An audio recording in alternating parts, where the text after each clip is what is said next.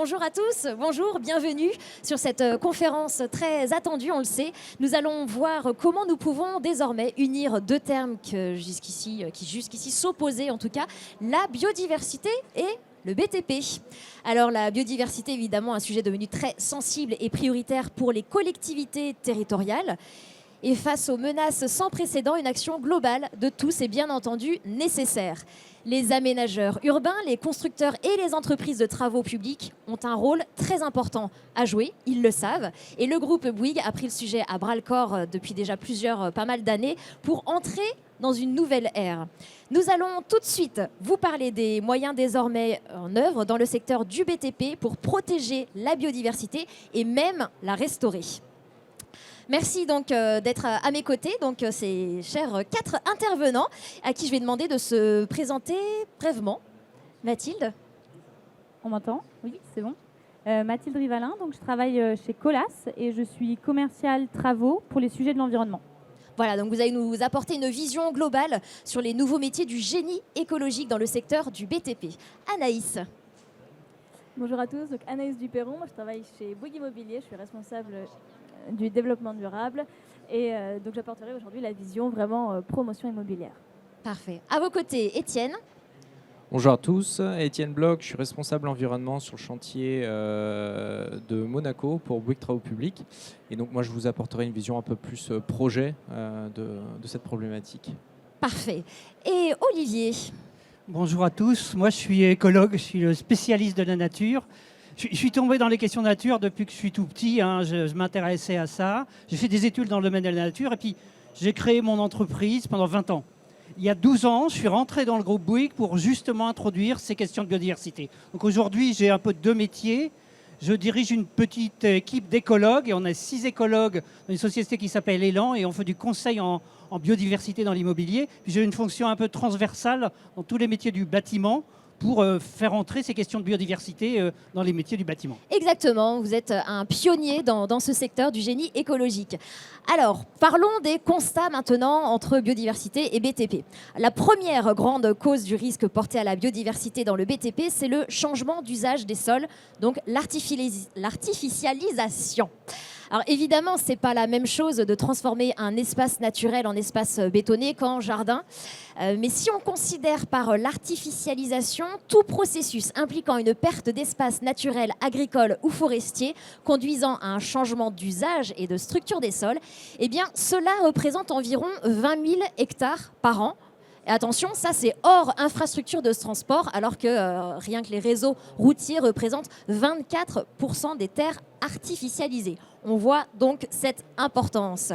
Autre constat, selon France Stratégie, l'artificialisation en France est supérieure à la moyenne européenne et plus rapide que l'augmentation de la population.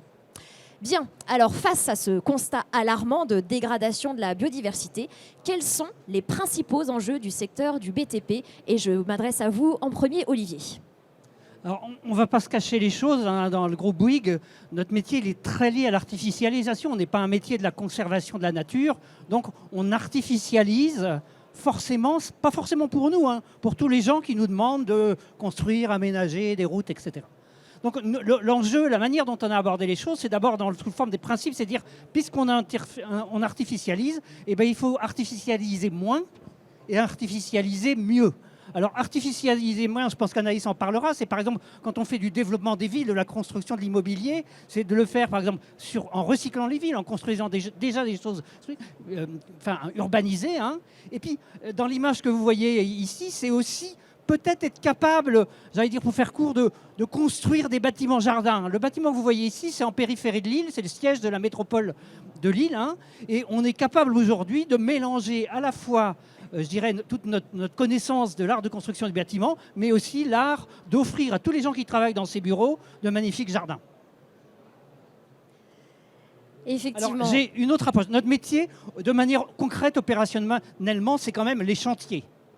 Donc il faut apprendre à tous ces gens des chantiers qui ne savaient pas. Moi je dis toujours, les maçons ne sont pas des jardiniers, et les jardiniers ne sont pas des maçons. Chez Bouygues, on est plutôt un métier de maçon, comme on disait il y a très longtemps. Donc il faut apprendre à tous ces gens des chantiers à respecter la nature. Sur l'image que vous voulez ici, qui est un chantier à Bagneux, il y a 2 choses intéressantes, outre le petit hôtel à insectes.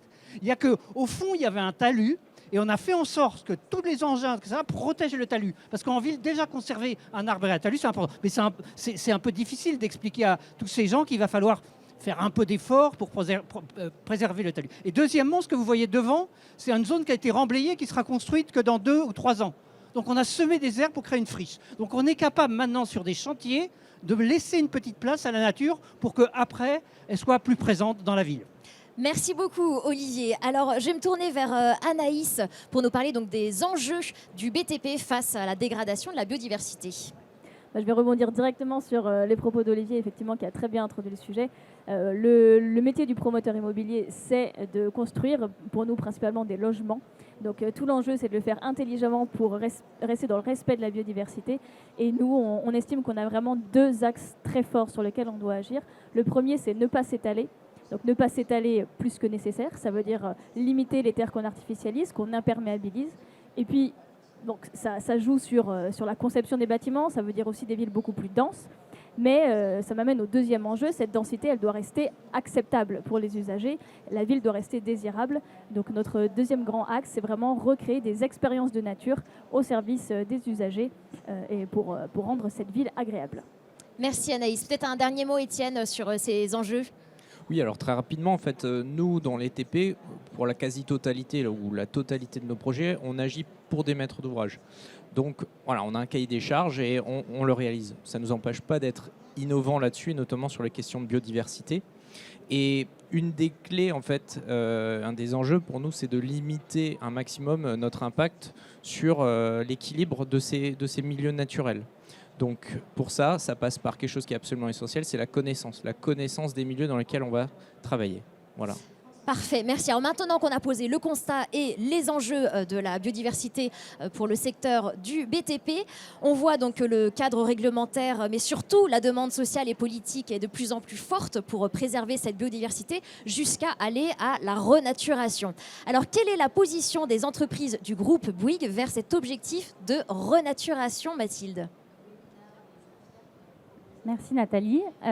Donc effectivement, aujourd'hui, tout le monde y est contraint, que ce soit Bouygues ou nos confrères. Mais chez Bouygues, il y a eu des décisions délibérées, comme chez Colas, où on a décidé de développer une activité, l'activité du génie écologique, et où certaines de nos agences réalisent des travaux de restauration écologique, restauration de morphologie écologique de cours d'eau. Cela passe par du terrassement, de l'ingénierie civile écologique. Du coup, en lien avec cela, on a par exemple la Fédération nationale des travaux publics qui a développé cette année des nouvelles identifications professionnelles de génie écologique et nous avons déjà des attestations de travaux pour aller les obtenir. Donc pour un petit peu vous montrer ce que les entreprises de travaux publics peuvent faire sur ce type de chantier, vous avez ici la découverte de l'Ondaine, donc dans la commune de la Ricamarie, dans le département de la Loire, pas si loin d'ici. La rivière Ondaine, donc. La rivière, effectivement, on la voit, à côté de la piste cyclable. Et donc, réalisé par notre agence TPCF, notre filiale Perrier Terrassement, Colas Environnement et d'autres entreprises. On voit qu'on est beaucoup d'acteurs pour pouvoir réaliser ce type de chantier. Donc rapidement, pour le contexte, c'était une rivière qui avait été canalisée et anthropisée pour des besoins de l'industrie au XIXe siècle. Forcément, ça a créé des problèmes d'inondation, de dégradation écologique et paysagère. Donc le but était de restaurer la rivière par des solutions de génie écologique. Donc on s'est chargé de supprimer le canal béton, mettre en place une passe à poissons, déterrer cette rivière qui était enterrée, végétaliser les berges, donc ça c'était la compagnie des forestiers qui s'en est chargée, et de la dépollution. Voilà, donc chantier assez complet avec biodiversité, intégration urbaine et qu'est-ce que je voulais dire ? Biodiversité, inondation aussi, la gestion des inondations, j'imagine, auprès d'une rivière. Beaucoup de bénéfices. Alors, pour que ces démarches voient le jour, il faut bien sûr qu'elles soient plébiscitées lors des appels d'offres. Et je voudrais savoir où en est la sensibilité des clients à ce propos. Comment est-ce que c'est intégré aux appels d'offres ? En effet, on est exécutant sur ces chantiers. Donc, on dépend de la vision et des intentions de la maîtrise d'ouvrage. Après, il ne faut pas tout mélanger. Il y a des aspects réglementaires. Et donc là, ce n'est pas spécialement la vision du client qui lance ce type d'appel d'offres. mais on voit quand même de plus en plus d'exigences environnementales qui vont au-delà de la réglementation. Et on peut dire qu'il y a différents types d'appels d'offres. On peut avoir l'appel d'offres 100% de génie écologique qui dépend du schéma d'aménagement et de gestion des eaux, de la compétence GEMAPI chez nos clients. Ça peut être des appels d'offres où on a un lot de génie écologique, par exemple dans un parc urbain, on voit ça de plus en plus. Et enfin, ça peut être la terminologie de génie écologique qui n'est pas spécialement employée par nos clients, mais on le comprend dans leurs mots, qui veulent qu'on leur en parle et qu'on trouve des solutions. Donc forcément, il faut introduire cela dans nos offres, nos réponses et nos chantiers. Parfait, merci Mathilde. Anaïs, je voulais savoir justement du côté de Bouygues Immobilier, l'engagement vers la renaturation. L'engagement de Bouygues Immobilier, il est pas récent et il est assez fort. Ça fait vraiment partie des grands axes de la stratégie RSE et je dirais même maintenant du positionnement du groupe. Historiquement, voilà, on est membre du CIBI qui porte le label Biodiversity depuis 2014. On a des partenariats avec la LPO, donc la Ligue de protection des oiseaux. On a été une des premières entreprises reconnues comme engagée pour la nature par les pouvoirs publics français. Donc cet engagement, il est assez ancré dans l'ADN du groupe. Et aujourd'hui, il y a une réelle volonté d'aller encore plus loin. Et c'est un discours que porte notre PDG lui-même, qui est intervenu à plusieurs reprises à la radio, notamment sur ces sujets-là, avec comme vision de vraiment intégrer la biodiversité dans tous les projets, avec des actions qui deviennent systématiques et obligatoires. Et donc non plus sur des projets qui étaient avant plutôt des projets assez exemplaires. Là, ça va être du systématique avec ces enjeux de limiter l'imperméabilisation, encore une fois, l'artificialisation et restaurer, recréer des espaces de nature. Merci Anaïs. Alors Olivier, vous nous le disiez, alors vous, ça fait déjà 12 ans que vous avez intégré le groupe Bouygues, des années et des années que vous êtes pionnier dans le génie écologique. Si, on peut le dire quand même. Donc du coup, par rapport à cet enjeu et par rapport aux engagements, vous représentez Élan. Parce qu'on veut savoir ce qui va être, les engagements que vous prenez, ce qui va être fait, ce qui est déjà en train d'être fait, mais bien sûr vraiment les grandes actions qui vont être déployées. Vous l'avez vu un peu dans les présentations des gens, d'ailleurs qui sont assez jeunes, c'est qu'il y a un changement de culture un peu dans le groupe Bouygues. Enfin, bon, pas un changement radical de culture, mais en tout cas, là où on travaillait essentiellement sur des choses inertes, sur du bâtiment, sur des routes, on est en train d'intégrer les questions du vivant. Et ça, c'est vraiment, comme je l'ai dit tout à l'heure, un sujet d'acculturation. Donc ça fait effectivement 12 ans que moi je porte cette parole en interne. On a un peu d'avance d'ailleurs. Enfin, sur la question, par exemple, de la nature en ville, tu citais le label Biodiversity. Le label Biodiversity, on l'a lancé il y a 12 ans comme vraiment un élément. C'est un label qui permet de reconnaître les quartiers ou les bâtiments ou les îlots bâtis qui ont été bien aménagés avec la nature. Donc on est dans cette démarche-là depuis une dizaine d'années et on fait en sorte que tous les métiers s'y mettent. Parfait, merci beaucoup. Alors on va passer aux solutions pour la restauration de la biodiversité dans le secteur du BTP et bien sûr la mise en œuvre de ces solutions. Alors comment est-ce que les différentes entreprises du groupe Bouygues agissent-elles? Que faites-vous concrètement dans la mise en œuvre de ces solutions? On va d'abord voir du côté de la biodiversité urbaine et du bâtiment, autrement dit la nature en ville. Anaïs. Alors concrètement, nous, comme je disais, on est en train de systématiser 3 actions qui seront vraiment obligatoires sur toutes les opérations et qui seront très structurantes. La première, c'est qu'on va calculer le CBS. Donc le CBS, c'est le coefficient de biotope par surface, qui est un indicateur qui permet de quantifier le potentiel écologique, on va dire, d'une parcelle. L'idée, c'est de scorer, donc de donner une note à chaque typologie de surface. Donc ça va aller d'une surface complètement imperméabilisée, elle va être notée à 0. Une surface en pleine terre va être notée à 1. Et puis entre les deux, on va avoir une terrasse végétalisée à 0,7 par exemple. Donc le principe, c'est celui-là. Le calcul, il est fait sur toutes les opérations et on se fixe des objectifs. C'est tout l'intérêt de cette approche qui est très quantifiable, ce qui est rare en biodiversité, puisque c'est compliqué à mesurer la biodiversité. On se fixe des seuils qui sont à atteindre systématiquement, donc ça challenge les équipes. Concrètement, ça veut dire se poser des questions sur comment je fais pour rajouter de l'épaisseur de terre, par exemple, comment je fais pour rendre mes revêtements perméables. Et là-dessus, on a d'ailleurs travaillé avec Colas sur ces solutions de revêtement. Et puis, l'autre objectif qu'on se fixe, c'est sur 25% de nos surfaces, d'atteindre la biodiversité positive. Donc, non seulement c'est d'arriver à un seuil performant, mais c'est de faire mieux que le site initial sur lequel on a construit le bâtiment. Et c'est l'exemple que vous voyez, je pense, oui, derrière moi, donc c'est un projet à Malakoff sur lequel le projet avait été conçu vraiment déjà avec cette approche biodiversité. Il était très vert. On était largement au-dessus de notre seuil performant en interne, et pour autant on n'était pas en biodiversité positive puisque le site initial présentait quand même plus de biodiversité. Et bien là, les équipes ont été rechallengées. On a rajouté des espaces en toiture, par exemple, pour atteindre cette biodiversité positive. Donc ça, c'est un premier exemple très concret. La deuxième action, qui vient plutôt en amont dans le process, c'est de systématiser un diagnostic écologique flash, donc qui est réalisé par un écologue. Et là-dessus, c'est avec Elan qu'on a beaucoup travaillé. L'idée, c'est que, déjà, le grand pas en avant, c'est qu'un écologue va regarder toutes les opérations, ce qui est déjà énorme. Et quel est son rôle? C'est d'aller regarder les risques éventuels. Donc, est-ce qu'il y a des espèces protégées? Est-ce qu'il y a une zone humide? Et puis, de faire des préconisations sur l'orientation du projet en fonction de ce qu'il a pu voir sur la parcelle, des individus à protéger, à préserver pendant la phase chantier, des préconisations sur la conception, sur les habitats pour la faune, etc. Donc ça, c'était la deuxième grande action. Et puis, je termine par le troisième grand sujet, qui est d'appliquer sur tous nos espaces verts un cahier des charges qu'on appelle le cahier des charges usage, biodiversité et paysage. Son intérêt, c'est de garantir une qualité à tous nos espaces extérieurs, donc que ce soit vraiment les jardins Bouygues Immobilier signature, qu'on garantisse, qu'ils soient favorables d'une part à la biodiversité, mais aussi aux usages, puisque nous, on est promoteurs, on a quand même une grande proximité avec nos clients directs.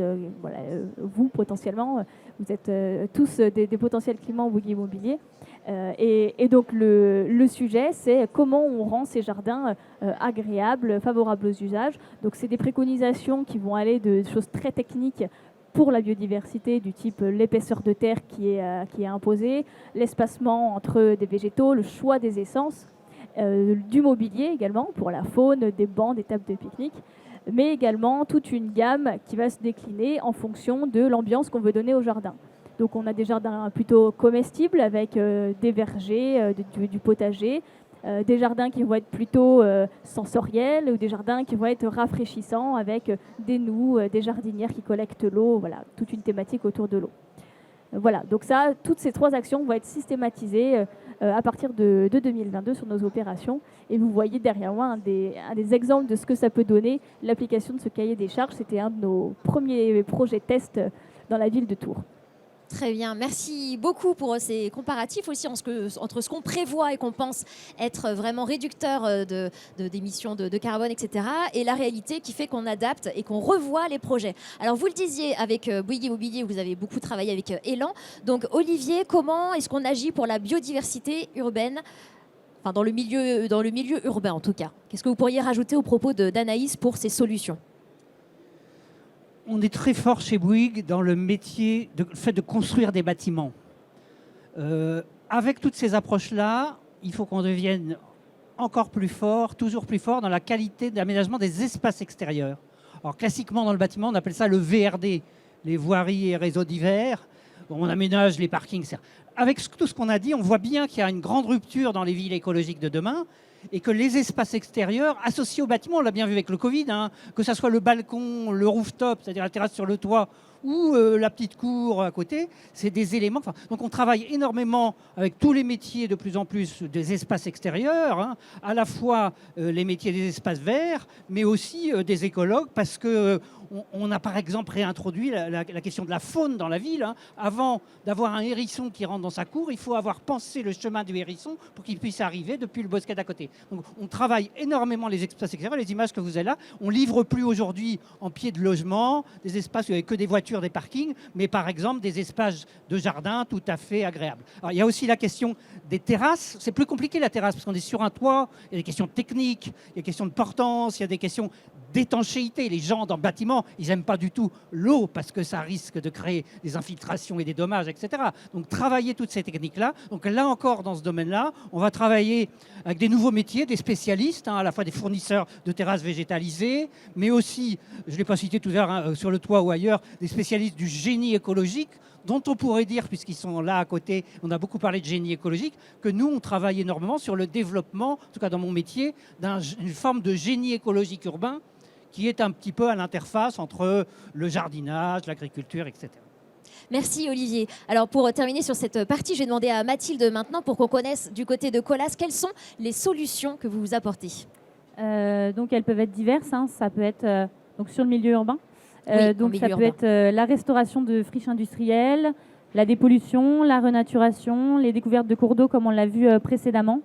Ça peut être aussi la phytoremédiation, par exemple avec Microhumus qui est intervenu à la conférence précédente en phytomanagement et ingénierie pédologique.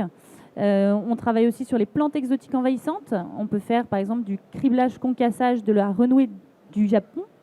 Mais on travaille aussi avec des spécialistes, effectivement par exemple de l'UPGE, sur toutes les plantes qu'on n'adresse pas ou toutes les techniques que nous ne réalisons pas. Donc pareil pour tout ce qui est génie végétal. Donc on s'appuie beaucoup sur ce type d'entreprise, que ce soit sur la partie bureau d'études ou sur ces entreprises travaux.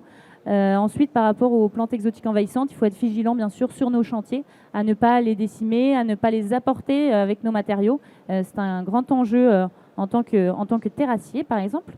Et enfin, on a aussi plusieurs produits écologiques qu'on met en œuvre, comme par exemple l'urbalite ou encore les revêtements perméables et ceux à albédo élevé pour gérer tous les enjeux du milieu urbain que sont la gestion de l'eau à la parcelle, les îlots de chaleur urbains. Merci. Alors voilà pour les solutions apportées par les entreprises du groupe Bouygues pour la biodiversité en milieu urbain. On va maintenant parler côté travaux publics et infrastructures, autoroutes, travaux maritimes, transport d'énergie, etc. Il y a des impacts colossaux sur la biodiversité. Quelles solutions peuvent être mises en œuvre? Et je vais vous poser la question à vous, Étienne. Alors oui, effectivement, nos activités vont avoir des impacts qui ne sont pas négligeables sur les milieux. Et il convient tout d'abord de bien comprendre en fait qu'est-ce qu'on va impacter, qu'est-ce qu'on va supprimer. On va avoir un impact sur les relations écosystémiques qui vont se développer en fait entre les espèces dans leur milieu. Sur le projet de Monaco par exemple, ce sont des connexions qui ont bien été comprises dès le départ et qu'on cherche après à travers la succession de mesures type ERC, donc éviter, réduire, compenser. On cherche derrière à recréer en fait des connectivités que notre projet aura fait disparaître, donc des connectivités horizontales, verticales. Vous pouvez voir là sur ces deux slides-là. Sur ces deux slides-là, vous pouvez voir l'intérieur d'un caisson, donc à gauche, l'intérieur d'un des caissons, de la ceinture de caissons à Monaco, dans lequel en fait on a recréé des habitats écologiques avec des fonctionnalités bien spécifiques. On recherche certaines espèces. Vous allez avoir des effets de texture qui sont donnés sur les bétons, de manière à ce que la faune et la flore fixée s'y développent beaucoup plus rapidement, et pour réintégrer en fait ces échanges qu'on aura fait disparaître par la création de notre projet.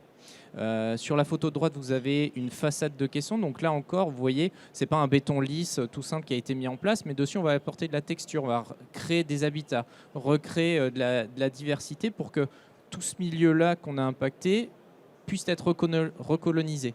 Voilà.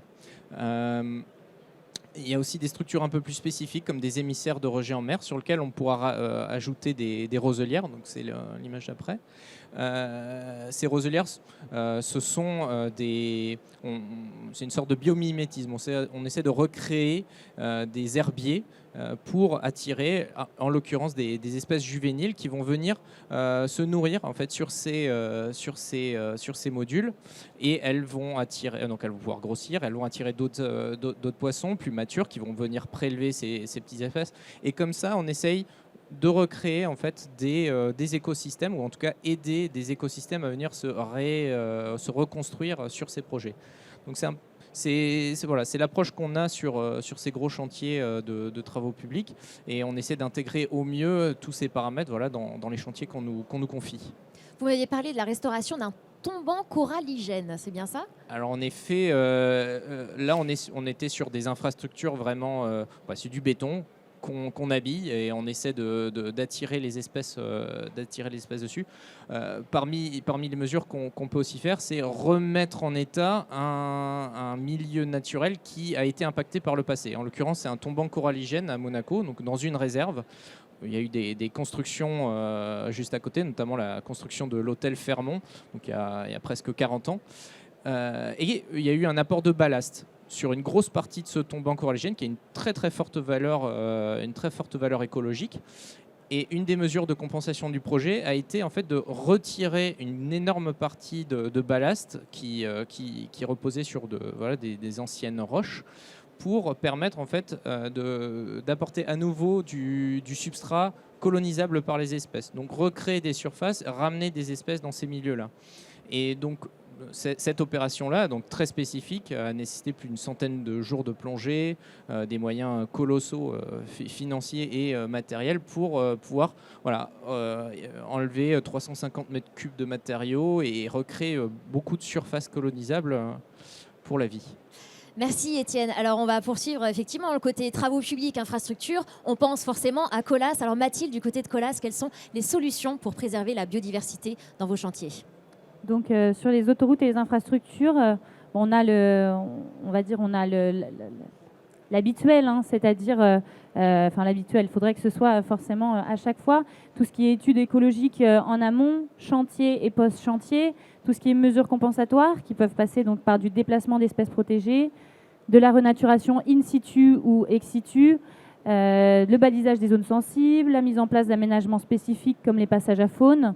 Par exemple, Colas a installé sur le chantier de la déviation de Trois-Sreux dans l'Oise un couloir à chauve-souris leur permettant de traverser la tranchée pendant les chantiers et regagner le bois de l'autre côté. Mais si possible, il faut éviter l'impact pendant la conception du projet. Et oui, et ça, vous n'allez pas contredire Mathilde, j'imagine, Olivier, vous me parliez de trames vertes et bleues, de tout ce qu'il y a à respecter justement par rapport à ces écosystèmes. Je vais plutôt répondre sur le pourquoi il faut respecter. Peut-être on parle de nature, mais si on réfléchit bien, en fait, on est plutôt ici, dans tout ce qu'on a dit, dans de l'ingénierie de la nature.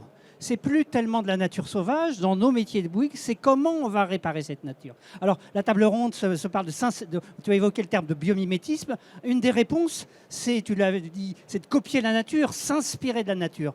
Nous, quand on est en centre-ville, on est un peu moins dans des systèmes naturels comme on l'est dans les tombants marins où on peut aller faire de la plongée. On est vraiment dans des espaces artificiels. Nous, on a un mot qui est important que je vous invite à retenir, qui est la biophilie. Et en fait, nous, ce qu'on va travailler, je pense avec Anaïs notamment, c'est pas tellement la conservation de la nature, c'est de donner du travail qualitatif dans la relation entre les humains, les urbains et la nature. Là, vous avez des exemples intéressants. Ce que vous voyez ici, c'est le siège de Bouygues Construction à Challenger, dans la deuxième couronne de l'Île-de-France. La première idée, c'est que depuis qu'on travaille sur des questions de nature, on a changé complètement notre rapport au bâtiment. Maintenant, dès qu'il fait beau, on peut aller se promener dehors. Il y a ce qu'on appelle parfois des talk walk. Des gens, quand ils ont un problème un peu compliqué à régler avec leur chef, ils vont marcher pendant 1 minute. Et on sait, les moines le savent bien, que quand on marche dans la nature, les choses sont beaucoup plus classifiées. Et enfin, la dernière image, c'est vraiment du top, c'est très intéressant. Quand on travaille au siège de Bouygues Construction, on a 7 salles de réunion qui s'appellent les bureaux fertiles. Et on peut aller, quand il fait beau, faire une réunion toute une après-midi dans ces bureaux fertiles, vous voyez. C'est-à-dire qu'on a des salles de réunion dehors. Ces exemples pour vous dire que le travail sur la biodiversité, c'est vraiment un travail de création de valeur aussi, hein, c'est-à-dire de création de valeur d'utilisation pour être mieux, pour être bien, notamment dans nos villes. Merci Olivier. Donc c'est très bien parce que comme ça on a pu faire le pont aussi sur bien sûr vos actions qui sont sur vos chantiers. On l'a vu en milieu urbain et puis sur les travaux publics et bien sûr aussi sur vos propres sites. Alors j'aimerais qu'on poursuive là-dessus pour voir ce que vous faites vous, les entreprises du groupe Bouygues, sur vos propres sites pour préserver la biodiversité. Mathilde, si vous voulez bien. Oui. Alors pour Colas, pour nos sites, on a une politique de biodiversité dans les carrières dans le monde depuis 2013. Donc aujourd'hui, 54% de nos carrières respectent cette politique avec ces 3 critères que sont avoir une ou plusieurs actions en faveur de la biodiversité sur leur site. Ça peut être la préservation d'une espèce protégée qui est présente sur le site, comme le hibou grand-duc en Hongrie. Deuxièmement, avoir un appui scientifique avec des écologues, des naturalistes, des associations spécialisées et locales. Et troisièmement, avoir un aspect pédagogique avec des visites de chantier avec les écoles, enfin de carrière du coup, avec des écoles, des riverains pour expliquer les mesures qui sont mises en place. Ça fait aussi un petit peu le lien avec ce que disait Olivier sur la biophilie et la sensibilisation au final de nos collègues sur ces sujets, parce que ça leur permet, ces initiatives, de mettre au final la main à la pâte sur la biodiversité, rendre concret ce qui peut paraître flou de temps en temps, et donc forcément leur faire approcher le sujet et donc les sensibiliser. Alors on a bien compris la dynamique très vive au groupe Bouygues pour accélérer la mise en œuvre des solutions de préservation de la biodiversité. Vu l'urgence de la situation, quels seraient les leviers qui permettraient d'aller encore plus loin, encore plus vite? Anaïs, peut-être? Oui, moi j'estime que maintenant on commence à les connaître, les enjeux, on commence à connaître les solutions.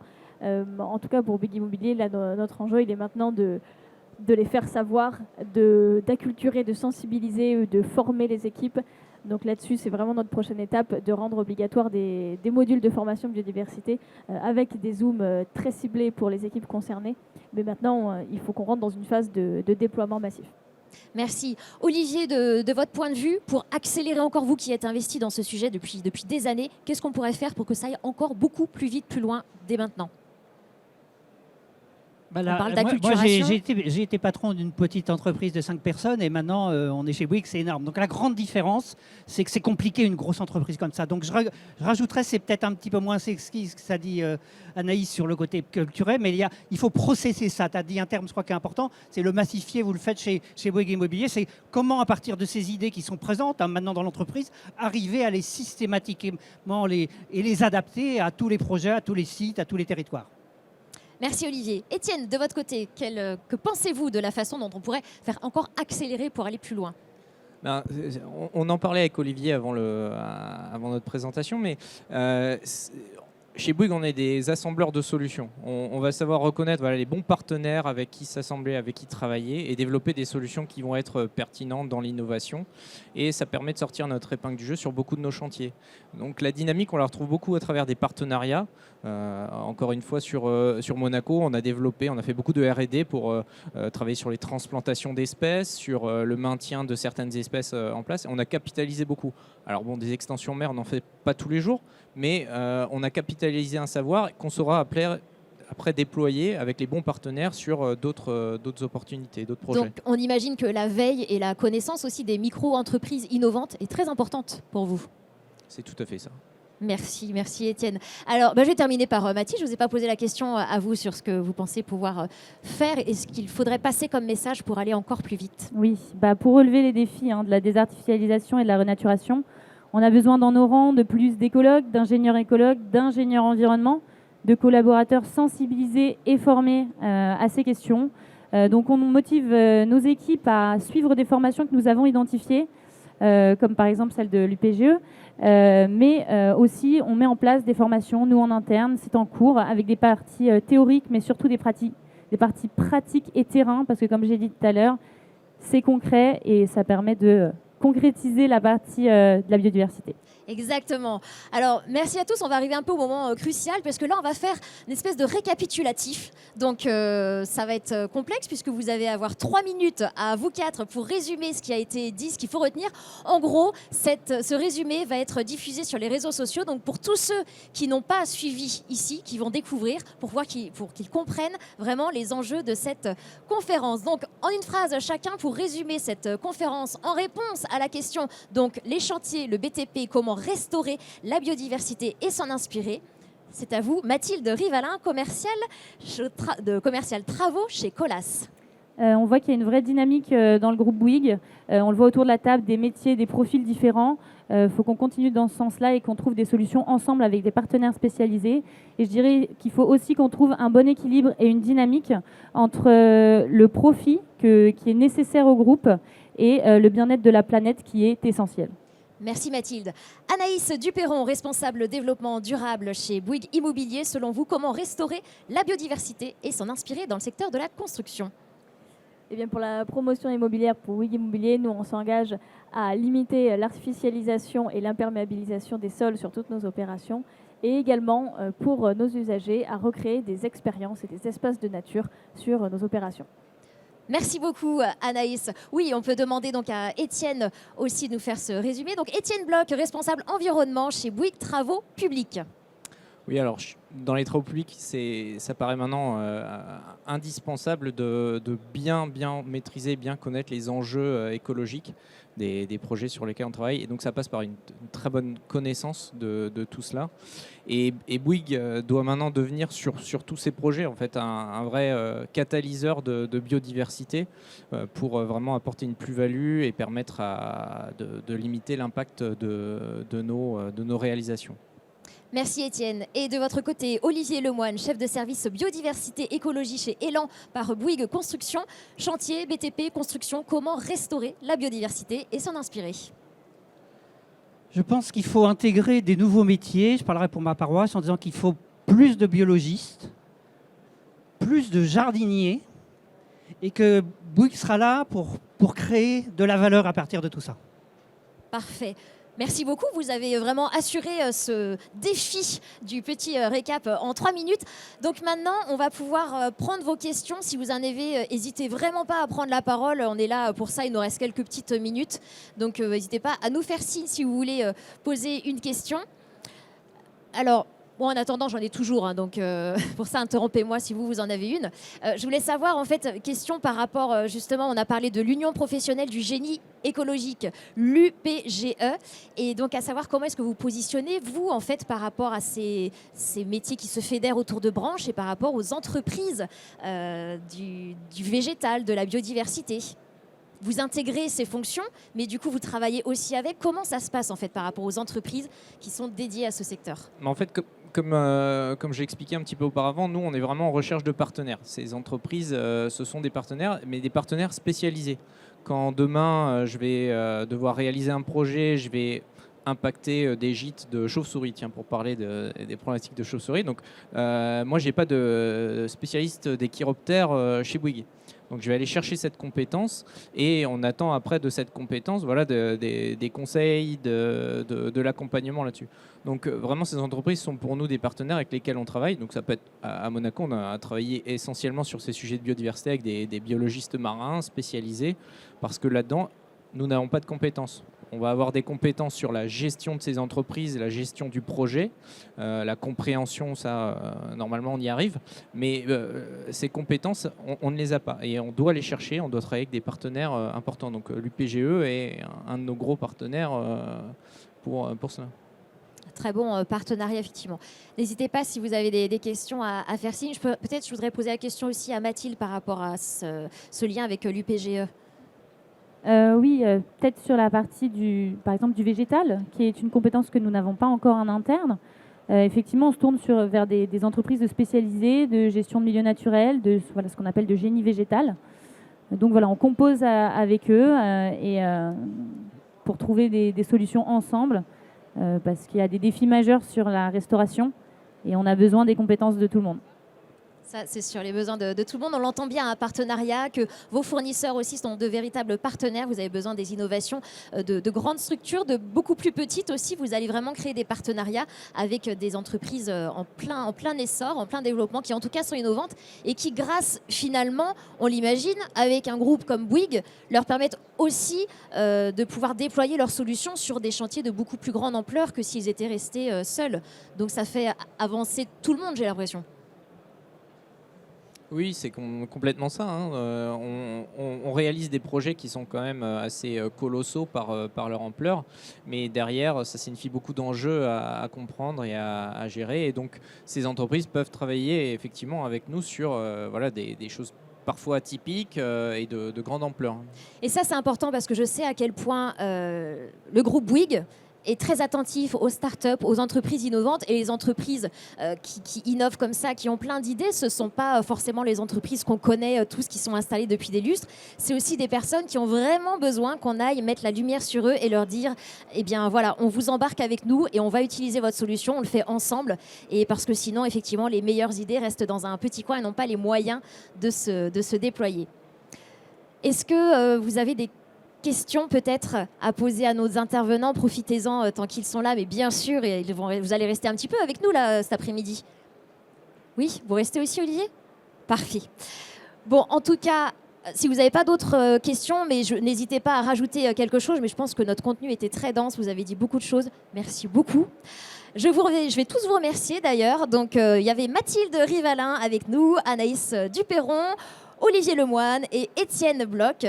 Vos coordonnées d'ailleurs, hop, s'affichent à l'écran. Comme ça, n'hésitez pas si vous souhaitez prendre contact avec eux, poursuivre les échanges, en savoir plus. Surtout, notez bien leurs coordonnées.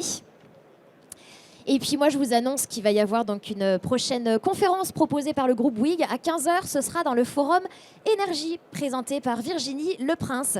Et quant à moi, je vais vous retrouver à 16h50 dans le forum Gestion des risques. Je retrouverai tous ceux qui sont intéressés par la construction bas carbone. Voilà, je vous laisse donc noter les coordonnées de nos intervenants. Et puis, bien sûr, n'hésitez pas à poursuivre les échanges aussi sur le stand de Bouygues, qui est juste derrière, dans le hall 4, allée J178. Bien sûr, Mathilde. Oui, la conférence qui suit, c'est sur la qualification de travaux de génie écologique Calister. Très intéressant, qualification exigeante. Donc, si c'est des choses qui vous parlent, restez assis. Et allez aussi un petit peu sur la conférence Bouygues. Enfin, ce sont des super sujets aussi. Merci à tous.